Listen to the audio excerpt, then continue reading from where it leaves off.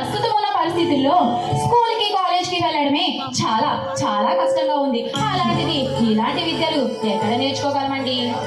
ఎవరన్నారండి ఆడదగా పుట్టడం ఆ పాపమని? ఆడదంటే ఆది పరాశక్తిని నవమాసాలు మోసి నరకయాతన పడి ఒక బిడ్డకి ఒక ఆడదానికి మాత్రం ఉంది. మీరు మాకంటే గొప్ప శక్తివంతులండి. చాలా థ్యాంక్స్ అండి. ఆడవాళ్ళ గురించి ఇంత గొప్పగా చెప్తున్నారంటే మీరు నిజంగా నిజంగా చాలా గ్రేట్ అండి.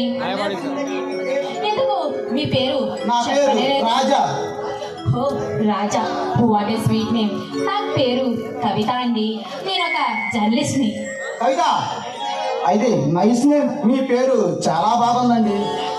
చాలా థ్యాంక్స్ అండి. ఎందుకు మీరేం ఉద్యోగం చేస్తారండి? సమస్యలో ఉన్న వాళ్ళని కాపాడుతుంటాను, సమస్యలు క్రియేట్ చేసే వాళ్ళని పొల్లబడుస్తుంటాను. అయ్యో, అది మిమ్మల్ని చూస్తేనే నాకు బాగా అర్థమవుతుంది. బ్రతకడం కోసం మీరు ఏం ఉద్యోగం చేస్తారు అని నేను అడుగుతున్నాను. నేను ఏ ఉద్యోగం చేయలేండి.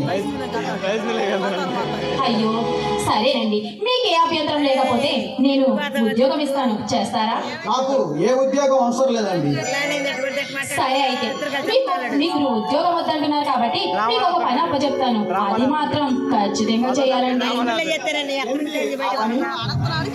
కంటికి కనిపించని ఆ కొండవీటి ఫారెస్ట్ లో దాగి ఉన్న కొండవీటి సింహాన్ని పట్టించి నాకు అప్పచెప్పాలండి. అతన్ని పట్టిస్తే మీకు వచ్చే లాభం? లాభం అని అంత చిన్నగా అంటారేంటండి? 50 లక్షలు వస్తాయి. ఇద్దరం చెరొక 25 పంచుకుందాం. అయితే ఆ కొండవేడి సింహాన్ని పట్టుకోవడం మీ తరం కాదు. అవునా?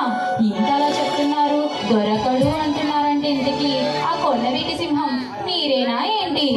సరేనండి, ఆ కొండవేడి సింహాన్ని రూపం మార్చి నన్నే ఇప్పుడే పోలీసులు పట్టించేలా ఉన్నారే. అయ్యయ్యో, అదేం కాదండి. నేనేదో పరాచకంగా అన్నాను, మీరు దాన్ని సీరియస్ గా తీసుకుంటున్నారు. సరేనండి, అయితే నేను వెళ్ళొస్తాను. రాజా, ఒక్క మాట మీరేమనుకోనంటే, మీకు ఇష్టమైతే నేను మిమ్మల్ని ఇప్పుడే ఇక్కడే అందరూ చూస్తుండగా పెళ్లి చేసుకోవాలనుకుంటున్నానండి.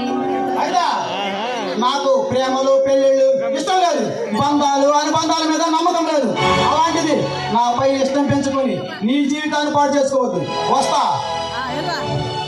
చూడు రాజా, ఇప్పుడు నువ్వు నా నుంచి తప్పించుకోవచ్చు, కానీ నీ రాతి గుండెని కరిగించి నీ హృదయంలో ప్రేమ మొలకలు మొలకెత్తించి ఎలా అయినా నిన్ను పెళ్లి చేసుకుంటాను. నిన్ను మాత్రం వదిలే సమస్యే లేదు.